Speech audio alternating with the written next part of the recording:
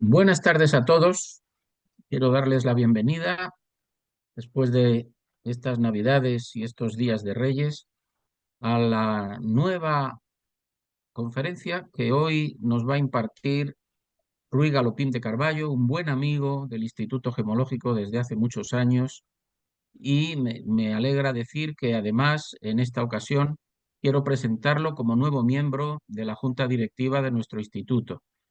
Es una persona vinculada con el instituto, como digo, que ya ha dado varias conferencias para nosotros.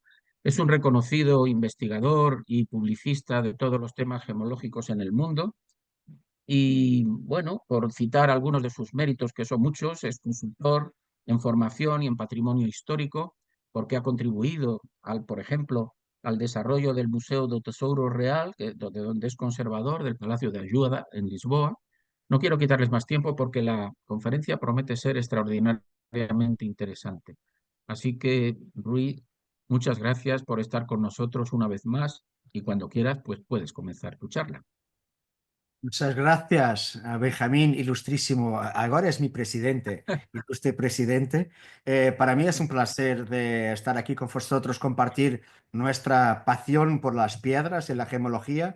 También es un honor de hacer parte de la Junta Directiva del IGE, porque me recuerdo cuando tenía solamente 18 años, hace 5 años más o menos atrás, en una aula de cristalografía.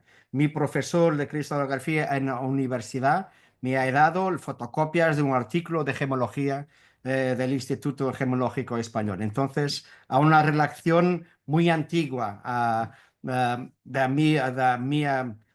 cuando deseé estudiar para ser gemólogo, en este momento, el primer artículo fue un artículo de IGE. Entonces, hay aquí una relación histórica. Pero a mí no quiero demorar más tiempo con mi portuñol, entonces voy a compartir la pantalla y empezamos la charla sobre los desafíos de la terminología gemológica.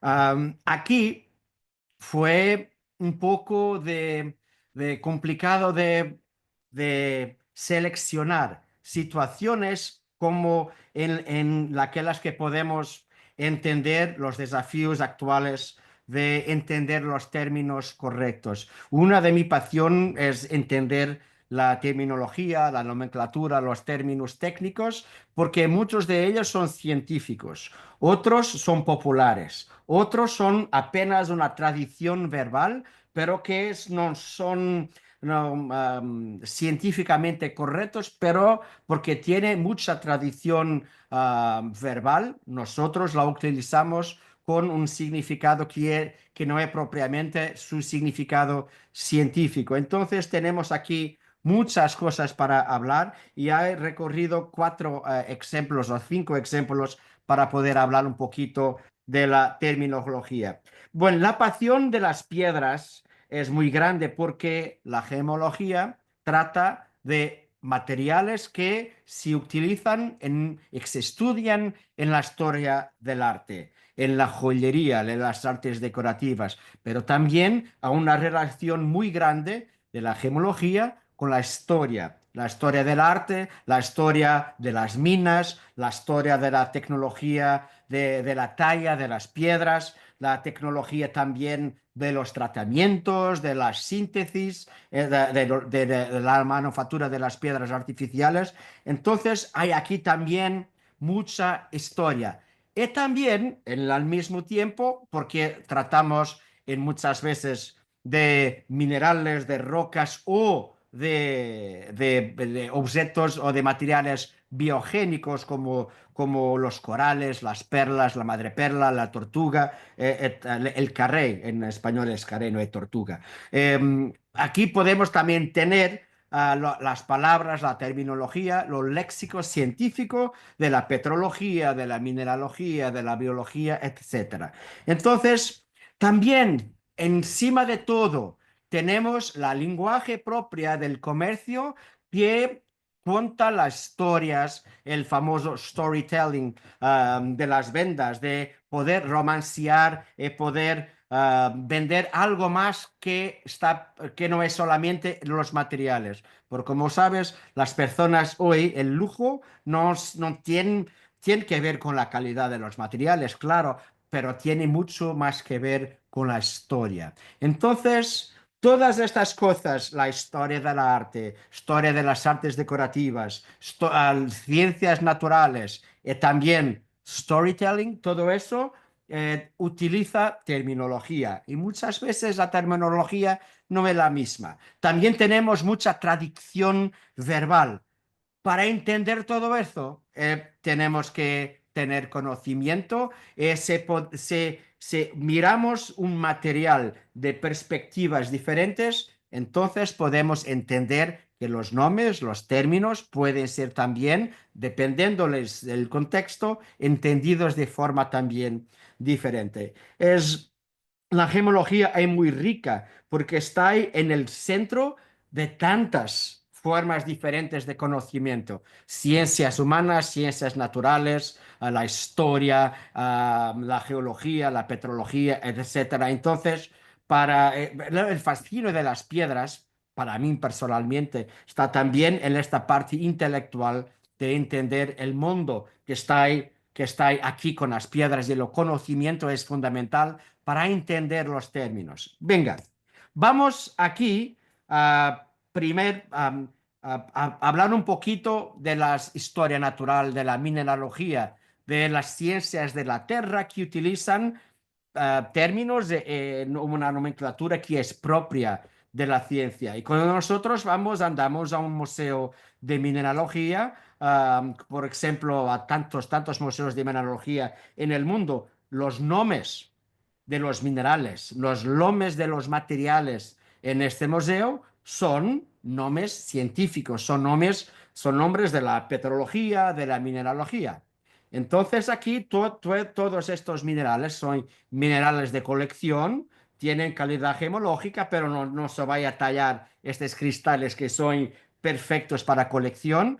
Y los nombres de los minerales que se pueden observar en un museo, en la academia, en la mineralogía, son estos. Pero cuando tallamos estas piedras y las vemos en la joyería, es difícil de ver estos nombres, describiendo un anillo con una fosterita, un collar con una elbaíta coprífera. A veces la Tiffany and Company, les usan la expresión mineralógica elbaíta cuprífera para hablar de las turmalinas de Paraíba. Entonces tenemos aquí una diferencia entre los nombres científicos, que son normales en la academia, y los nombres comerciales. Y la diferencia es que los nombres comerciales, muchos de ellos son nombres antiguos que vienen de la tradición de los nombres de las piedras preciosas hace muchos siglos, pero también es mucho más importante en los días de hoy, son los nombres de los productos. Entonces tenemos aquí una situación que es muy interesante porque tenemos los mismos materiales que para la academia en una universidad son nombres de las ciencias de los materiales.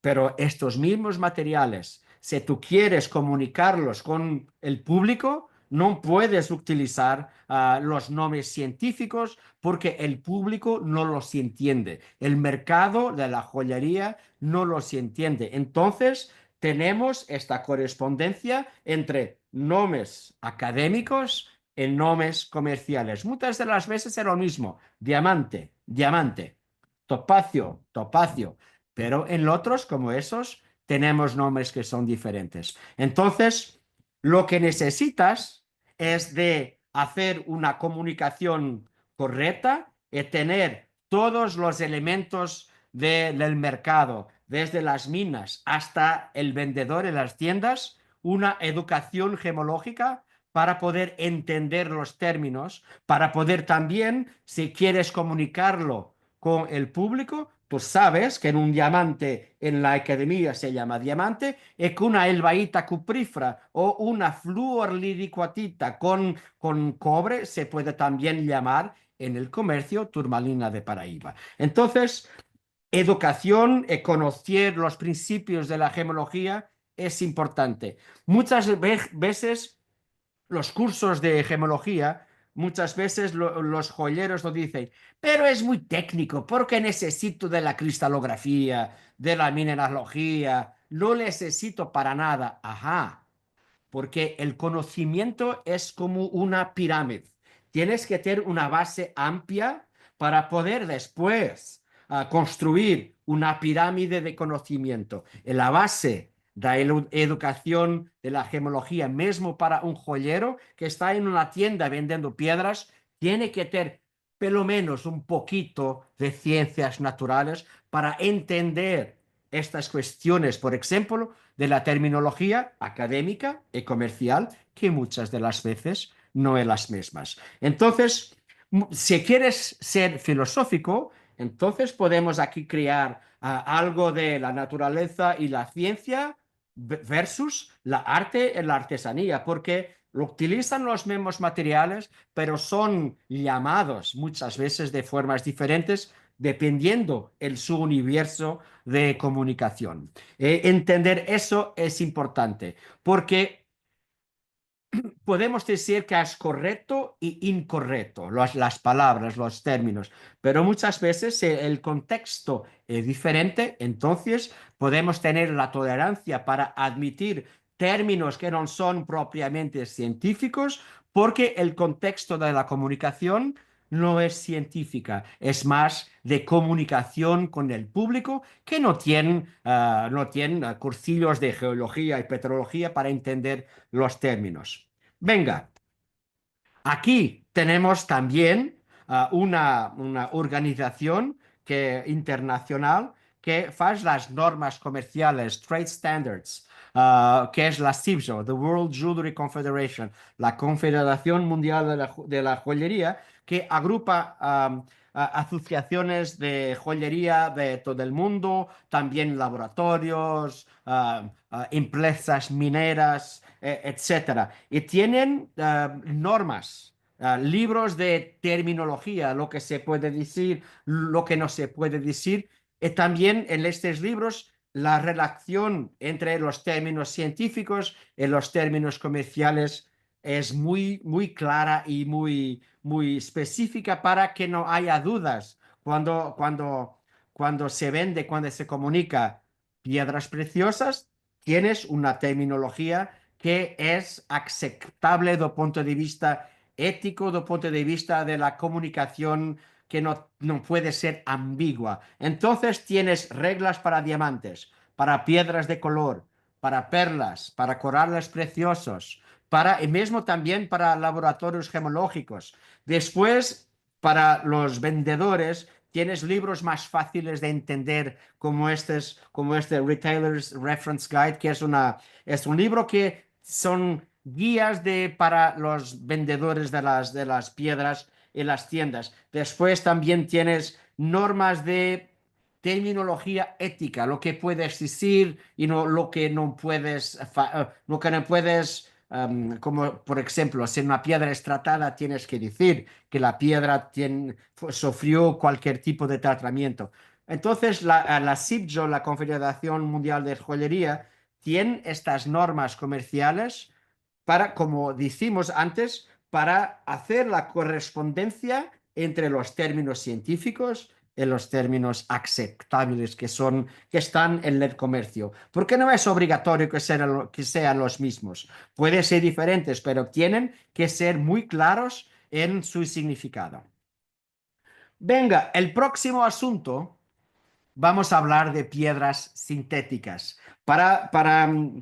Solo por los más viejos en la charla, cuando estudiamos gemología hace 30 años, 50 años, nosotros aprendíamos los tratamientos y las síntesis, las piedras sintéticas de los productos artificiales. Y había muchos de los rubíes sintéticos, esmeraldas sintéticas, zafiros sintéticos, diamantes sintéticos. Eran palabras normales hace 50 años. Y la definición de una piedra sintética es muy específica, porque no es una piedra artificial cualquiera, es una piedra artificial muy específica porque tiene esencialmente la misma composición, la misma estructura cristalográfica y también, claro, las mismas propiedades mayores que su contraparte natural. Por ejemplo, me recuerdo de hablarmos cuando estudiaba de los diamantes sintéticos que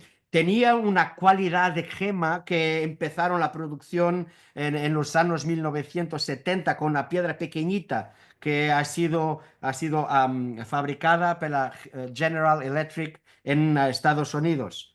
Entonces era qué maravilla, es con un costo muy alto para producirlo, pero conseguimos producir, cristalizar carbono puro que tiene toda la estructura de un diamante, entonces se llama un diamante sintético.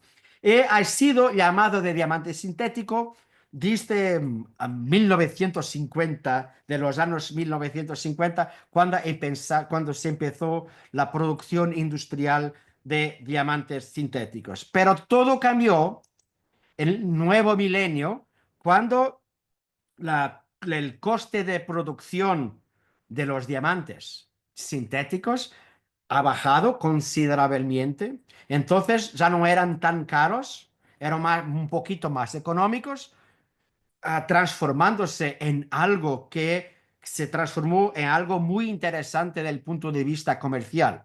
Entonces, teníamos los diamantes sintéticos que eran productos perfectos para engastar, para colocar en la joyería de bajo coste, con oro de vasos quilates, en plata.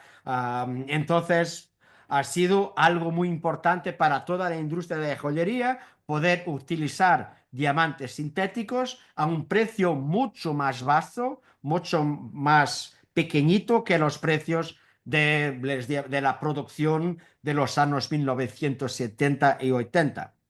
El problema para los productores y también para los joyeros que tenían que comunicar al consumidor que esta piedra es un diamante artificial, no querían utilizar la palabra artificial, no querían utilizar la palabra sintético, synthetic diamond, porque le decían, no, la palabra sintético es, las personas después piensan que es de plástico, entonces que algo que no vale nada. Entonces tenemos que entender una palabra que es mejor para ser comercialmente un poquito más atractiva, para poder promover el material en la joyería. Entonces, la expresión laboratory grown o laboratory created, no sé cómo se dice en español, diamantes de laboratorio, um, fueron ocupar como palabra comercial de todos los diamantes sintéticos. Por todo el mundo se habla de lab grown diamonds, laboratory grown diamonds, diamantes de laboratorio, pero hablar de diamantes sintéticos no es comercial. Pero no te problema, porque la palabra, la expresión que se llama laboratorio, no está mal, no pasa nada, porque no es engañadora. Se entiende que se produce en algo que es diferente de la naturaleza. Pero nosotros todos sabemos que no es un laboratorio, es una fábrica, que son fábricas muy grandes. Laboratorio es poesía comercial para poder llamar la palabra con una palabra un poquito más atractiva. Y esta terminología ha sido inteligente en la altura 20 años atrás, 20, 25 años, para poder comunicar los diamantes sintéticos, pero la parte negativa de la expresión fue, en mi opinión personal, la falta de comunicación de que diamantes de laboratorio son diamantes sintéticos, las mismas propiedades, todo, pero no es lo mismo. Que unos son raros, unos tienen, ¿cómo se dice en español? Unos son pocos, se encuentran en la naturaleza, en los mejores, más poquitos, en los de peor calidad existe mucho más. Cuando en la fábrica puedes producir todos lo que quieras. tienes trabajando 24 horas la máquina de hacer los cristales, lo produces, cómo producir botones o garrafas de Coca-Cola o de cerveza, puedes producir los millones. Entonces, no es la misma, no estamos hablando del mismo producto, pero las consecuencias de esa comunicación que no ha sido perfecta, vamos a sentirla. Estamos sintiendo en este momento porque la confianza del consumidor en la joyería con diamantes no es la misma.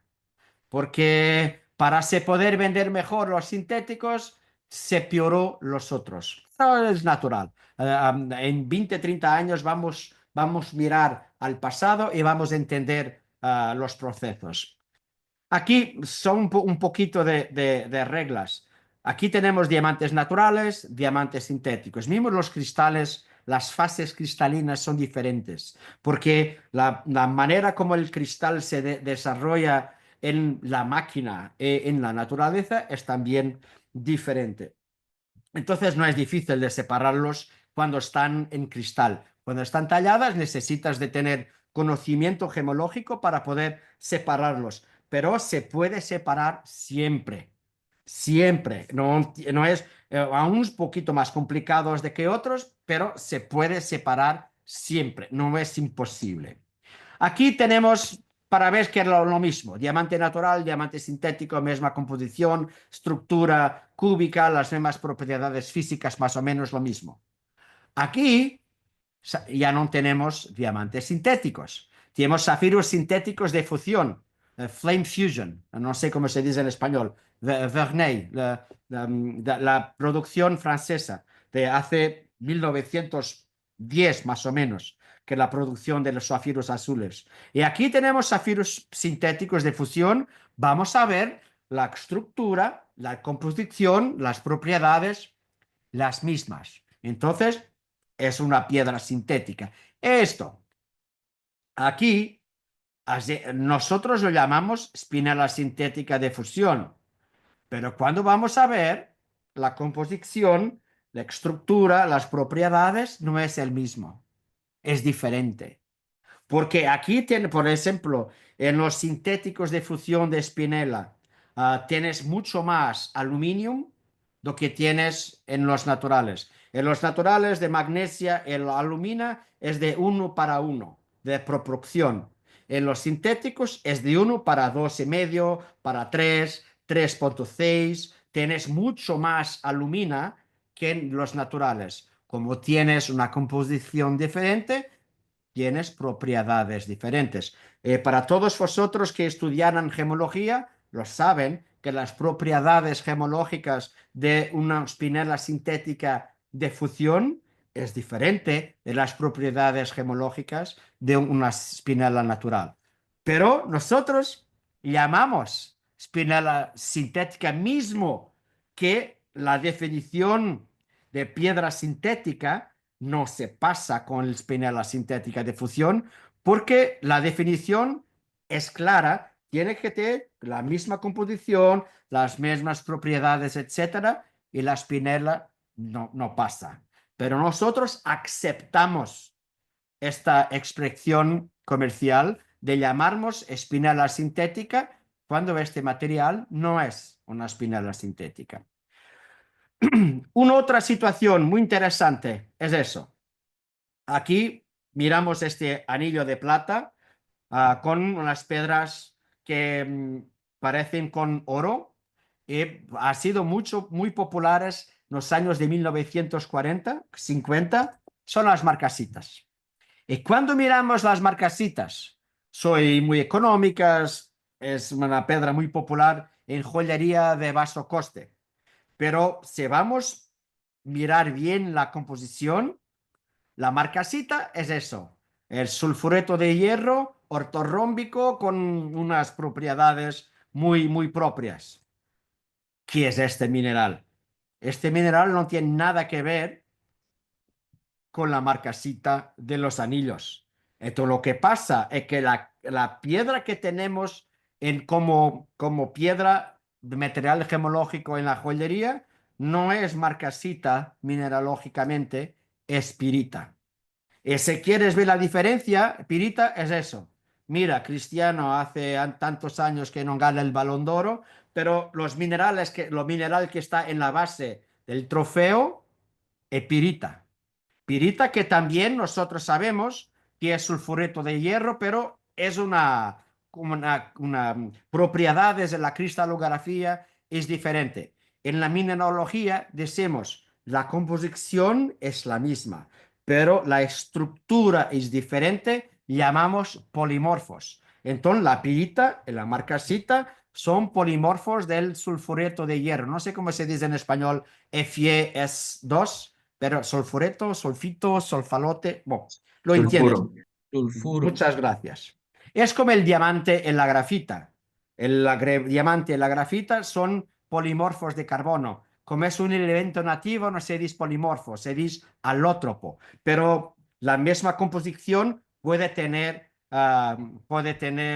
estructuras diferentes. Y aquí tenemos la misma composición con estructuras diferentes. Y tú puedes mirar pirita también en otros materiales gemológicos. Es uno de los componentes fundamentales de esta roca que nosotros llamamos lápiz lazuli. Y las partes doradas de esta roca son piritas. Como aquí, en esta esmeralda de Muso, en Colombia, vemos en la paragénesis de esta esmeralda calcita, vemos la esmeralda y belísimos cristales de pirita. Entonces, la pirita o la marcasita de la joyería no es marcasita, es pirita. Pero hace muchos años, antes de la mineralogía, separar la marcasita de la pirita llamábase a los materiales marcasita. Marcasita era un término un poquito más general. Entonces se aceptó la palabra marcasita por tradición.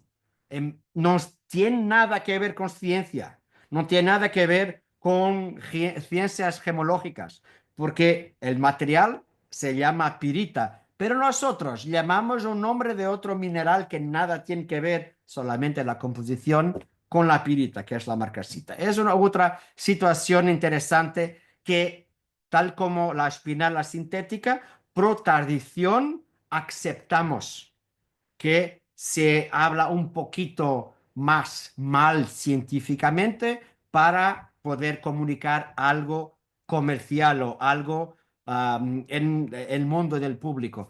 Pero es la tradición antigua que justifica, que explica esta tolerancia por un término que no es término riguroso, pero lo aceptamos, porque la tradición también es muy importante en la terminología, no es solamente la ciencia.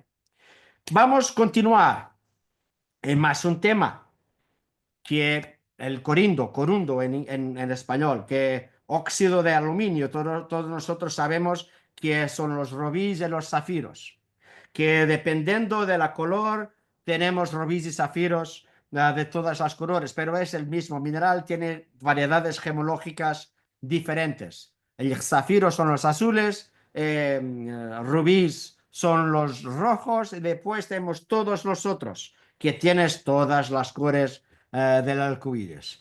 Pero aquí sabemos también que el corindon puro no tiene color, puro químicamente, es sin defectos cristalinos y es completamente incolor. Pero si ponemos pequeñitas cantidades de elementos químicos que nosotros decimos cromóforos, porque pueden provocar la color, absorción de la luz para provocar la color, entonces tenemos coríndones que son coloridos, tienen color, entonces dependiendo los elementos químicos tienes colores diferentes.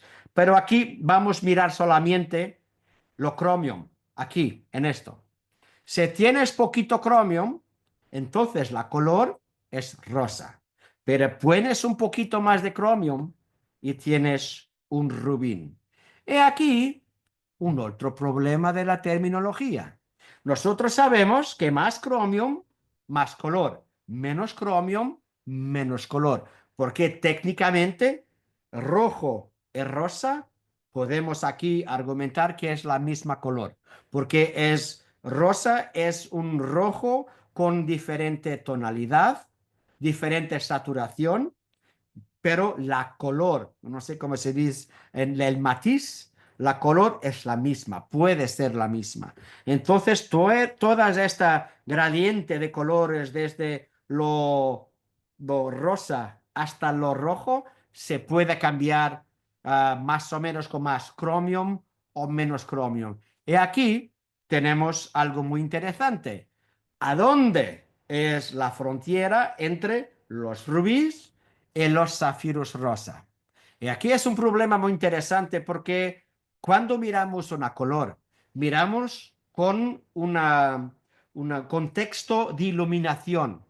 Dependiendo también de la lámpara de iluminante, podemos tener percepciones de color que también van a cambiar. Entonces, cuando vamos mirar a una piedra, si vamos a llamarle rubí o zafiro rosa, tenemos que pensar qué tipo de luz vamos a utilizar para poder hacer esta observación. Los laboratorios gemológicos lo resuelven porque tienen estándares, tienen reglas para poder hacer esta distinción, pero nosotros en el mundo muchas veces no tenemos esta percepción. Aquí es rojo, rojo, es completamente un rubí.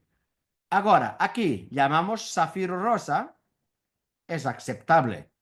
Pero si vamos a andar en la historia un ciclo atrás, 2 ciclos, 500 años en el pasado, no vemos la expresión, oh, que ven las zafiros rosas en este anillo. Lo que vamos a ver es esta palabra, rubí. Rubí rosa o rubí claro, rubí femenino o rubí fémino, pero no zafiro rosa. La expresión comercial zafiro rosa, pink sapphire, es una expresión del siglo XX. Es una expresión que antes le existió el siglo XIX, pero nada promovida porque solamente cuando la joyería, después de la Segunda Grande Guerra, ahí el comercio de la joyería fue un poquito más importante y después también con la descubierta de los yacimientos de zafiros rosas de Madagascar en 1990, la década de 1990, más se consolidó la expresión zafiros rosa. Pero antes, siglo XVIII, XVII, eran todos rubíes, todos. Eran rubíes un poquito más fraquitos, no tan fuertes en la color, pero eran rubíes. Esta es una joya del Torzón de Oro, hecho en España. Mira la color, es rosa, porque históricamente los zafiros rosas eran llamados de rubíes en la descripción documental de esta joya. Se dice una joya del torsión de oro en oro, diamantes y rubí. No ha escrito zafiro rosa. Es la color. Cuando la miramos con iluminante de luz de día, 5500 Kelvin de temperatura de color, es completamente rosa. No tiene rojo de nada. Como se puede ver en la pantalla, es rosa. También las joyas antiguas. Aquí tenemos joyas que si miras la color, ¿qué color tienen estas joyas? Son rosas. Y tenemos la engaste está abierto. Se puede mirar la piedra por detrás. Entonces, con el engaste abierto, piedras rosas, pero la descripción de estas joyas hace 150 años. ¿Rubí? No. Perdona. ¿Zafiro rosa? No. Rubíes. Eran anillos de rubíes. Como aquí. Aquí eres una pieza con engaste tapado, no se puede mirar la piedra por detrás porque tienes metal. Y aquí se puede mirar muy bien la color predominante de las piedras, no es rojo, mira, es rosa. Y aquí es la próxima vez que vamos a analizar joyas antiguas con rubíes, vamos a ver la color real de las piedras, muchas de ellas son rosas. En la terminología actual llamábamos non rubíes, como la documentación de los fabricantes antiguos, pero iríamos llamarlos zafiros rosas. Lo que pasa, y aquí vemos una pieza del Museo del Tesoro Real, mira los rubíes, pero mira también la color y se puede ver un poquito más, un poquito más. Aquí es la grabación que es tapada. Y aquí se puede ver en estas dos ampliaciones. Mira, una parte más roja y una parte más rosa. Puedes me preguntar, entonces, ¿es pleocruismo o es algún efecto de absorción selectiva de la luz? No. Lo que pasa es que por detrás de estos coríndones rosas, de estos zafiros rosas, lo que tienes es una, como se dice en español, a colored foil, una... Me olvido siempre de esta palabra. Son platitas pequeñitas que son teñidas de rojo. Fondos coloreados, creo que sí. Muchas gracias. Entonces, estas cositas pequeñitas están por detrás de las piedras, que son, en las piedras son rosas. Los papelitos de plata tenidos son rojos. Entonces, lo que tienes es un mejoramiento de la color aparente de las piedras, dando la impresión, la percepción que vemos todo rojo, cuando en la realidad son la mayoría de las piedras son rosas.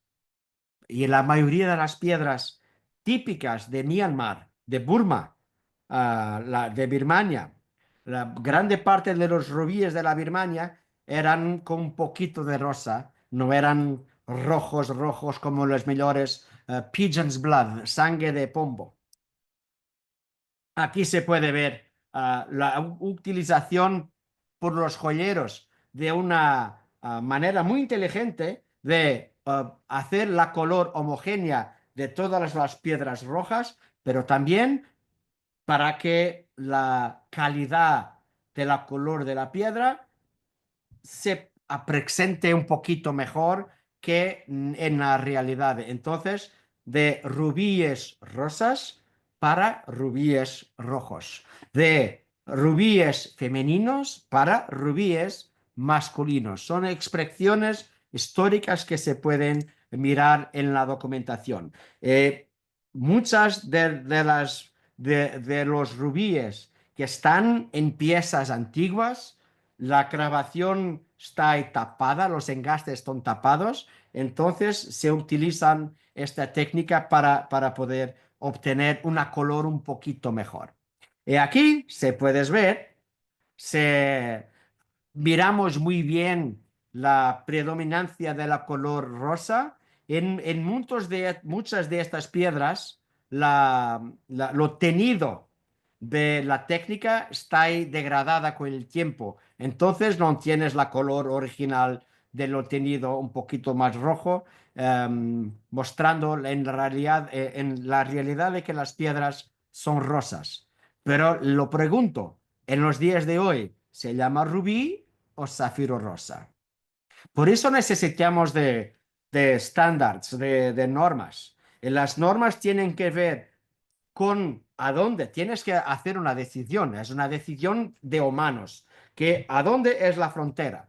Y para hacer la frontera, por ejemplo, muchos laboratorios utilizan zafiros y rubíes sintéticos con colores diferentes para poder establecer la frontera. Y también utilizan siempre la misma iluminación, porque muchos de los rubíes tienen propiedades como vamos a ver ahora, que pueden cambiar la percepción de la color, se cambias de iluminación. Entonces, para hacer un análisis gemológica, para utilizar los términos correctos, tienes que también observar las piedras en un contexto que es siempre lo mismo, para poder tener una opinión de experto sobre el nombre comercial de estas piedras hoy, porque históricamente lo sabemos que era todo rubíes, pero no, hoy no, es diferente.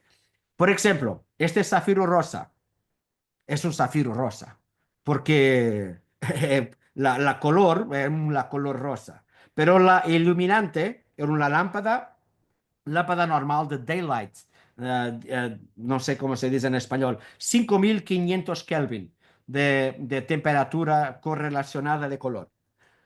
Si cambias le iluminante para un correspondiente de tungstenio, las lámparas incandescentes con 3200 Kelvin, 3000 Kelvin, lo que pasa es que la color de zafiro rosa cambia.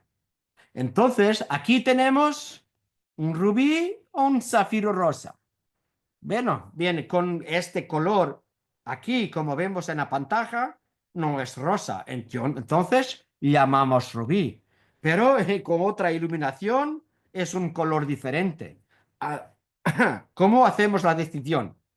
Y aquí la decisión tiene que ver con estándares del comercio, estándares de los laboratorios, que la observación de la color de las piedras es siempre con daylight equivalent, es siempre con iluminante de 5500 Kelvin, 6000 Kelvin, no es con 3000 o 2800 Kelvin, porque puedes tener situaciones como estas. Pero es solamente una determinación, es un estándar que ha sido decidido hace muchos años para observar las piedras de color. Pero es interesante de entender que muchas piedras tienen colores diferentes, tienen lo que llamamos un color shift. No es un cambio de color como en la alexandrita, que cambia de verde para rojo. Aquí es solamente un poquito. Y los vemos este cambio poquito a poquito en la zafiro rosa, en la ametista, en la esmeralda, en algunos zafiros azules, porque en algunas de estas piedras la absorción de la color y otra propiedad de que vamos a hablar de ella ahora puede hacer influencia en la percepción de la color cuando tienes iluminantes diferentes. Aquí, esta color roja del zafiro en el iluminante incandescente se puede justificar por una propiedad que es muy conocida de muchos rubíes y zafiros rosas que son ricos en cromium y pobres en hierro, que es la fluorescencia.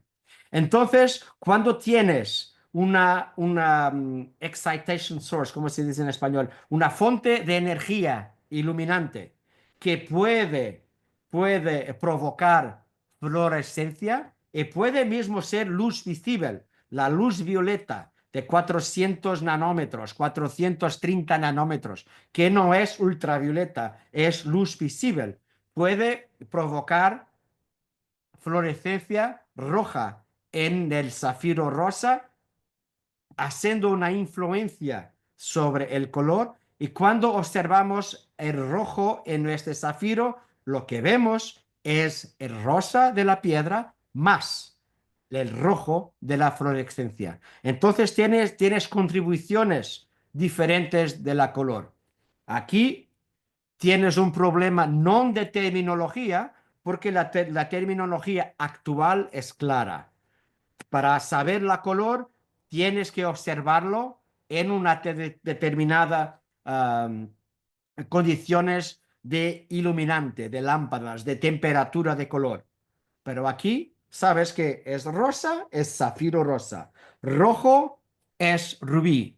Pero si tú vas a andar una viaje en Tailandia, Camboya, Vietnam, Birmania y quieres comprar piedras allá, lo que vas a observar, dependiendo de las condiciones de iluminación de la tienda o de la calle, porque si vas a andar en la calle tienes el sol provoca la fluorescencia, entonces las piedras van a tener una color que es diferente cuando retornas a Madrid, llegas aquí en invierno y la color no es la misma. Y vas a decir, el comerciante asiático me engañó. No, es lo mismo. En la misma piedra tiene percepciones diferentes.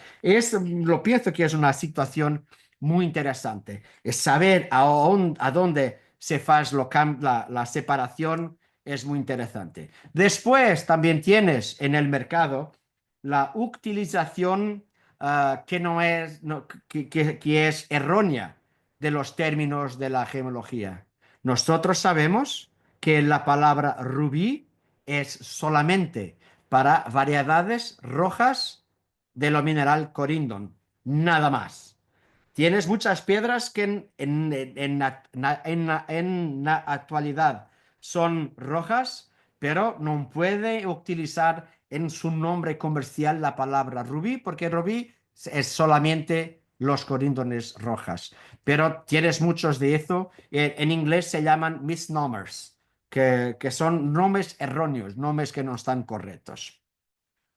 Venga, para terminar la charla, vamos a hablar de un tema que es muy actual, que entender los términos de los jades, en particular los jade de Jadeita. Vosotros que son geólogos saben que la palabra jade para nosotros occidentales, europeos, la palabra jade, tenemos piroxenas y tenemos anfibols. Es muy claro, porque tenemos varios minerales que pueden ser considerados jades. Esta definición que vemos en la pantalla es una definición que está muy moderna, porque define lo jade como una roca non mineral, una roca que es compuesta esencialmente por agregados compactados de cristales muy pequeñitos, fibrosos o granulares, depende de la situación de estos minerales. Después puede ser contaminación de otros minerales secundarios, pero los principales son o piroxenas o afibols. Y son rocas, son agregados microcristalinos. Nosotros sabemos que la utilización de los jades es muy antigua, en la Edad de la Piedra. Después, en la Europa, por ejemplo, cuando llegó la edad de lo hierro, del cobre, toda la gente se olvidó de los jades porque no tenían utilización, excepto en la China. En China sí utilizó los jades o estos materiales con un fin ornamental, no como armas o como instrumentos, pero como en las artes decorativas. La tradición de los jades, que en la China se llaman yu, no es, la palabra jade para los chinos no es nada. Para ellos es yu, es la palabra para ellos, para estas piedras ornamentales. Tienen mucha tradición del taoísmo y del budismo, y también para un grande mentor espiritual de la sociedad más moderna de la China, que es Confucius, porque la piedra de los jades son algo mucho más que un material, es algo muy espiritual para ellos. Y en la China, hace muchos años, había cuatro variedades principales de yu. Los yus, que nosotros llamamos los jades, era una expresión colectiva de muchos materiales geológicos o mineralógicos o gemológicos, si quieras. Tienes nefritas, tienes serpentinas, tienes anortitas, tienes turquesa, todos esos eran variedades de yu, con el mismo nivel de alta estima entre los sinos. Venga, para entender la terminología europea de los jades tenemos que andar para atrás 500 años, en los tiempos de Cortés, en la Mesoamérica. Cuando los primeros conquistadores, las primeras décadas del siglo XVI, cuando contactaran con las civilizaciones, con las aztecas, vieran que utilizaban unas cuentas verdes de una piedra que jamás lo habían mirado, porque algunos de ellos pensaban que eran esmeraldas, pero nosotros sabemos hoy que son jadeitas de Guatemala o onfasitas de la Guatemala. Pero los españoles le llamaran a estas piedras piedra de la Hijada o algo semejante con esto. Los portugueses, pedra de Illarga, es la traducción para portugués, que es pues de pedra de riñón o del lomo, porque lo escritor que las describió por la primera vez lo creó que las piedras hacían bien a los riñones, a los kidneys, ¿cómo se dice en español? Riñón, que era algo que se creía que era medicinal, nada de más. Después, interesantemente, el castellano, el portugués, las lenguas vernáculas no eran lenguas eruditas. Para hacer algo más internacional, se escribió las descripciones de la América, del Imperio de España en latín. Y para traducir piedra de hijada para latín se dice lápiz nefríticos, la piedra de los riñones, en la traducción para latín. Entonces tenemos una palabra popular y una palabra erudita que después van a ser transformadas en algo que nosotros todos conocemos hoy. La primera expresión, piedra de hijada, después va para el francés pierre de la jade, y entonces tenemos la palabra jade.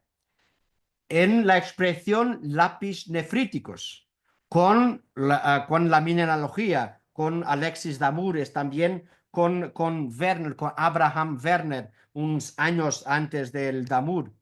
Cuando Damour ha analizado jades blancos de China, pero que han sido producidos como artes decorativas en India, ha estudiado eso en 1846. El nombre comercial de este material hace tantos años se llamaban jades orientales. Era la palabra comercial de esto. Pero Damour era un químico y mineralogista, estaba definiendo la composición química de los minerales, entonces definió esta piedra como nefrita. ¿Nefrita por qué?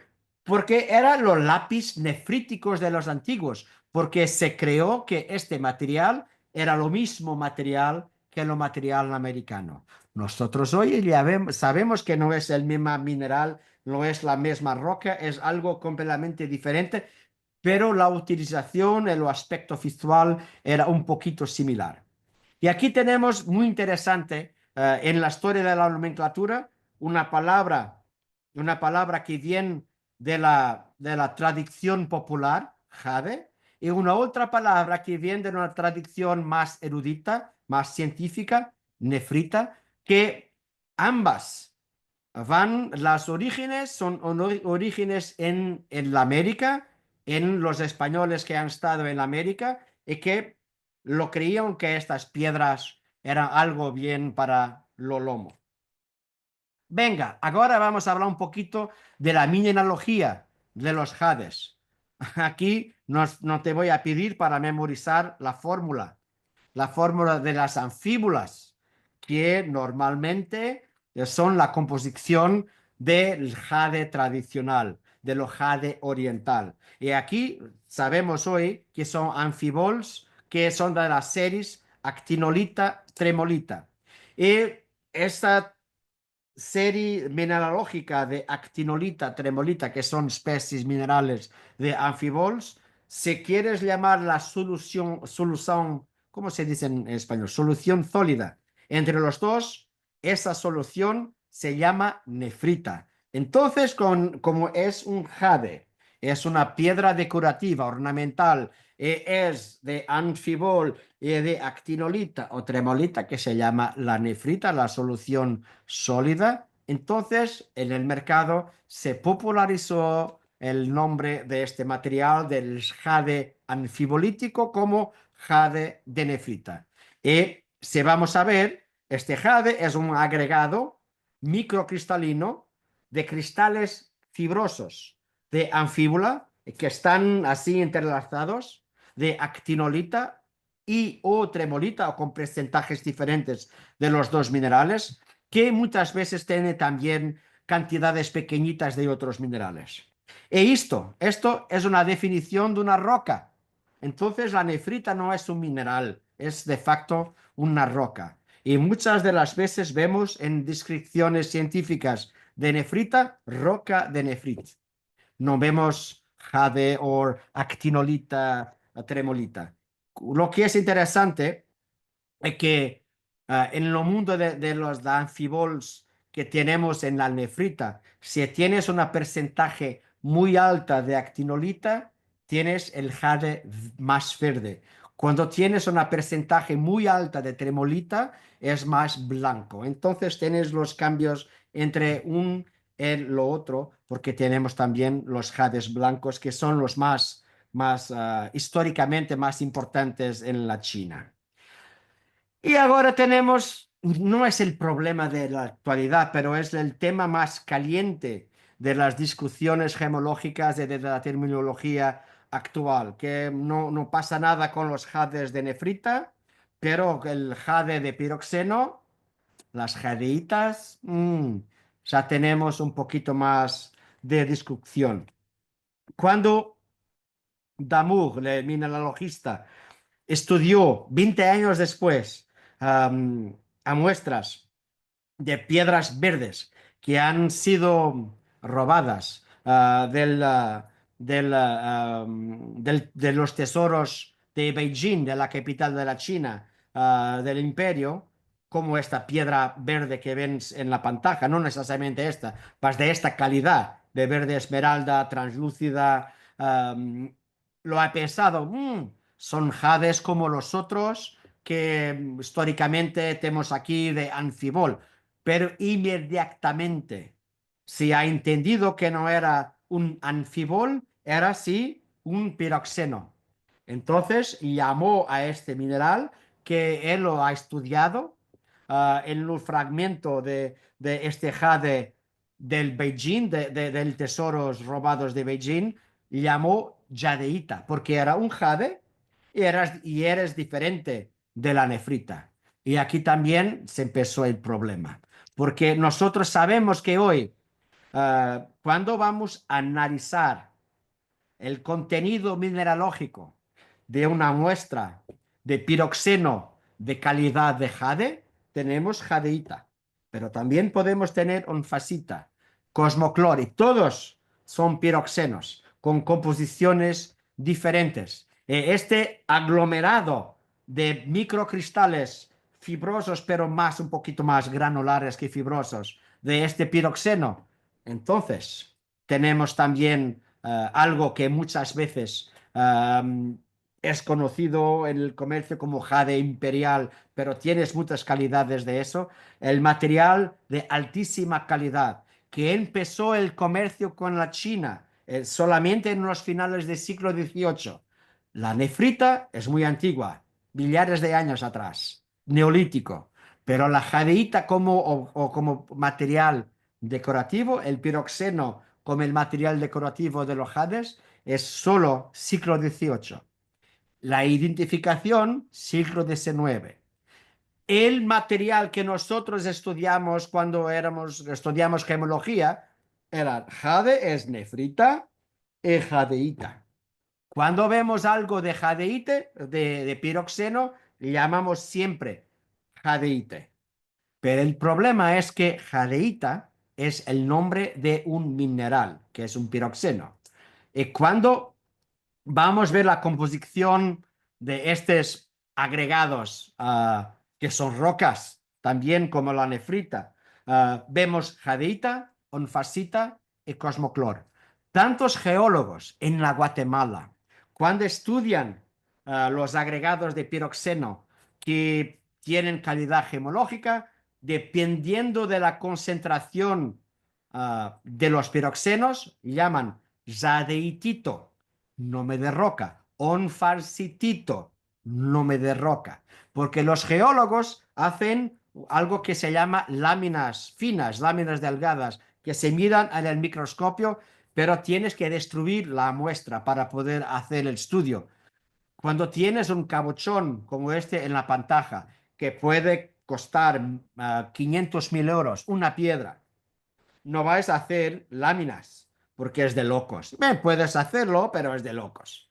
Entonces, es muy más complicado para entender la identificación. Mismo en laboratorios gemológicos, cuando utilizas la espectroscopía Raman para hacer identificación del material, dependiendo en la parte de la piedra que haces la muestra, puedes tener aquí el centro onfacite, en la parte lateral jadeite, en la parte de abajo otra vez onfacite y jadeite, porque tienes todo, es como en un granito, tienes minerales diferentes que están en un convivio unos con los otros, compartiendo la misma piedra, porque es una roca.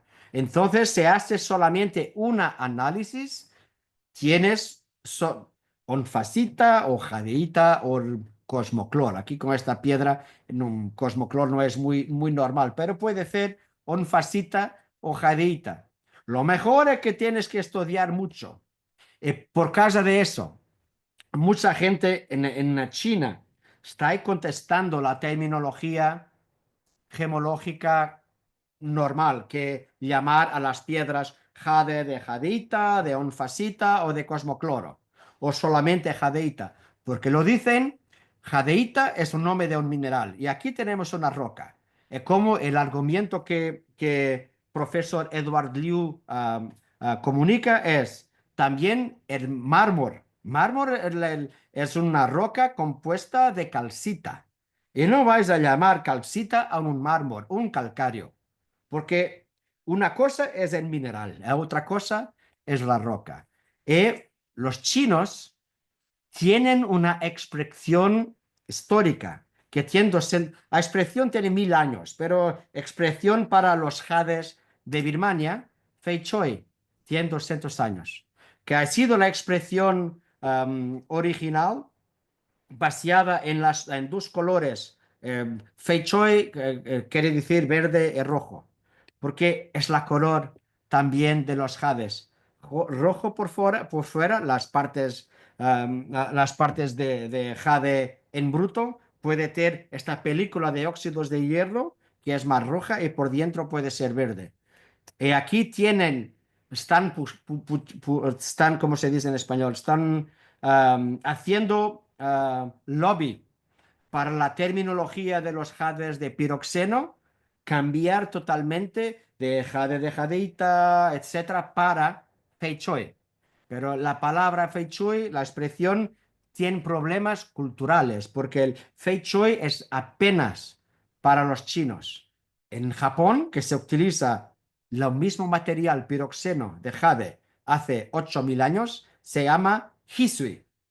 Tienes también otras expresiones en otros países, pero la definición de la terminología de los jades está siendo discutida para poder tener fei shui como una palabra más acepta internacionalmente. Y la definición es esta. Es un termo histórico chino, porque no es internacional, que es un agregado cristalino ornamental, una roca, que es compuesta por jadeita y o onfacita y o cosmoclor o una mezcla de todos, que potencialmente también tienen pequeñas cantidades de otros minerales.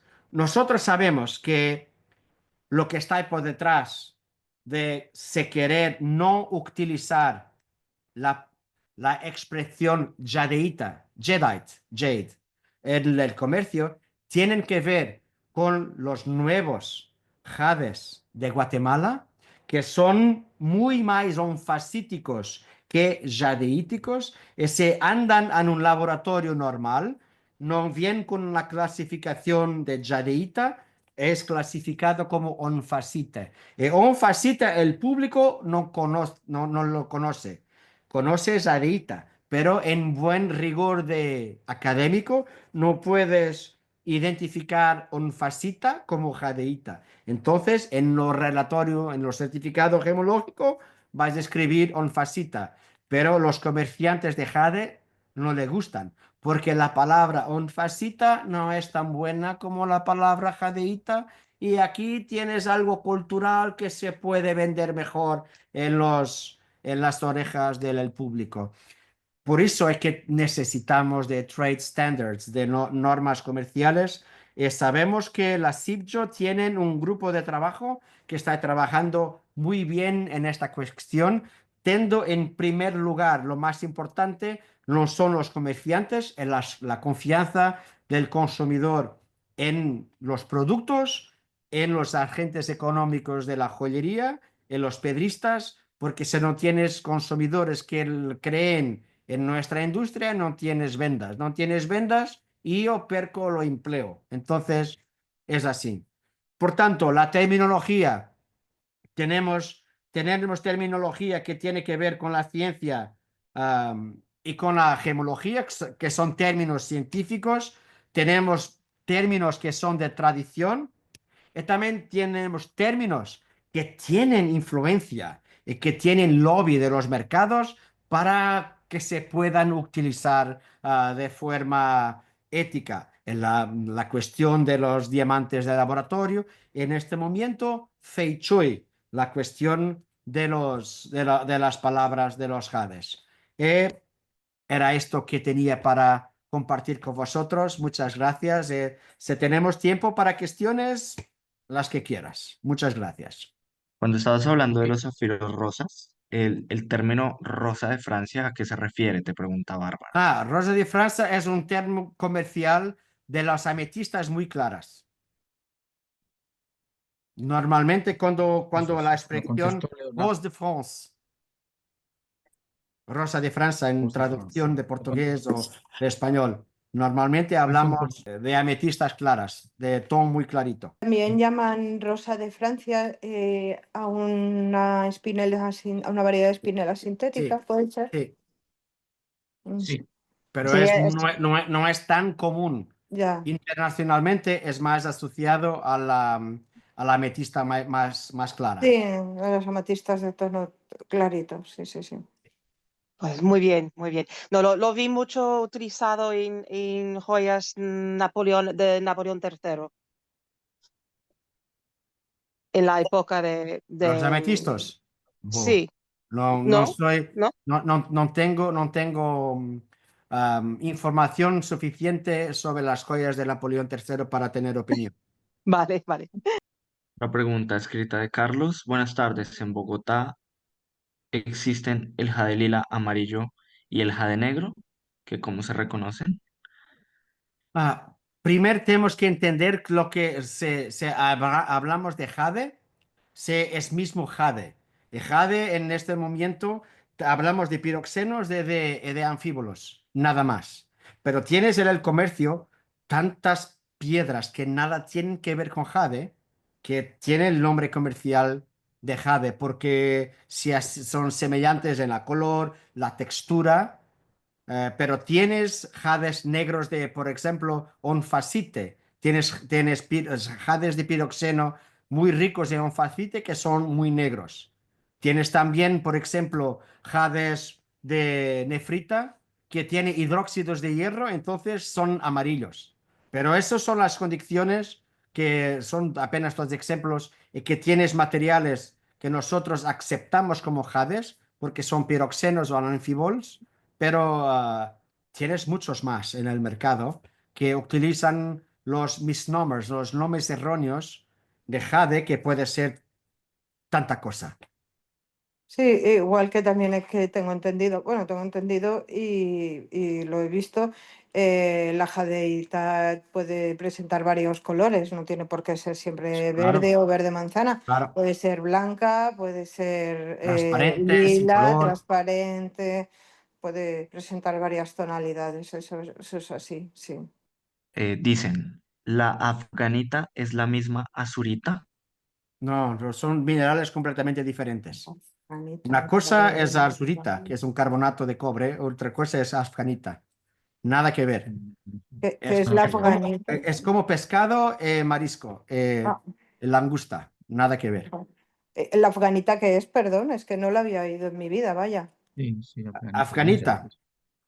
¿Quién tiene mi No libro? sé lo que es. El libro, el libro. El libro, el libro. Porque El libro, pero aquí el libro no está en castellano, ¿verdad? ¿O sí? está en Sí. portugués. No, no está en castellano. Ah, Afganita, no me recuerdo. ¿Sabes que los autores de libros escriben libros para no se olvidar de todo? Porque a tanta claro. Claro. cosa en la cabeza, Afganita pienso que es un sulfato de sodio y potasio. No, es un Nada silicato. que ver. Nada que ver, ¿eh? No tengo No tiene nada gafas. que ver. No pasa nada, lo Es investigaré del grupo de rápido. cancrinita, pero no es un jade. Nada que ver Ah, con de el la jade. cancrenitas. Sí. Muy bien. Es un silicato. Otra pregunta de Sam y te pregunta que nunca le queda claro lo que son los cubic zircon y el zircón. O sea, la circonita cúbica y el zircón. Y el Alguna cristal de cuestión de Swarovski. jades antes de las otras cuestiones de los jades y de las terminologías. Cubic zirconia, puedo. Una cosa, la zirconita o la zirconia cúbica es una expresión química de óxido de zirconium, porque cuando tienes óxido de zirconium se dice zirconia. Se llama cúbica porque tiene el sistema cúbico. La fórmula es solamente zirconium y oxígeno. Es un material artificial que ha sido desarrollado en la Rusia en 1976, que hoy se produce en muchos colores, que es una muy buena y muy económica imitación de diamante. El zircón es un mineral, que es un silicato de zirconium, que también tiene en común el elemento químico zirconium en la composición, pero no tiene nada que ver. En la zirconia cúbica no es zircón sintético, es una cosa completamente diferente.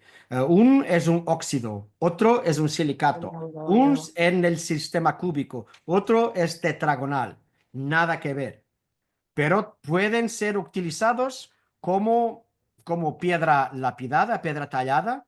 El caso del zircón hace muchos años ha sido utilizado como sustituto de diamante, como la zirconita o la zirconia cúbica puede ser. No sé si la cuestión es esta cuestión o no. Un saludo por acá desde Medellín, desde el laboratorio gemológico SIGEM. Tengo una pregunta referente a la turmalina Paraiba, que sabemos que es de Paraiba, Brasil. Cuando es de otros países, ¿cómo le deberíamos decir? Si está bien decirle Paraiba de Afganistán, de Pakistán o de qué otro país. Mm, Esa pregunta. mm. Cuando las turmalinas con cobre, porque para definir una turmalina como de Paraíba necesitas de dos, tres cosas. La color, tiene que ser azul, verde, tiene que ser aquel azul verde más eléctrico, neón. Tienes que tener la causa de la color, es cobre.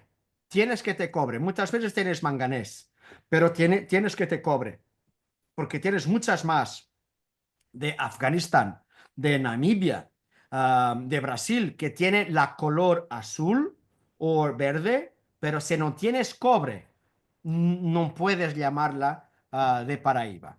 Después tienes la cuestión de la origen geográfica, de dónde son. Las primeras, elbaitas cupríferas, las elbaitas, las turmalinas elbaite, con cobre, cupríferas, que se ha descubierto en el mundo 1982 en Paraíba, estado de Paraíba, Brasil.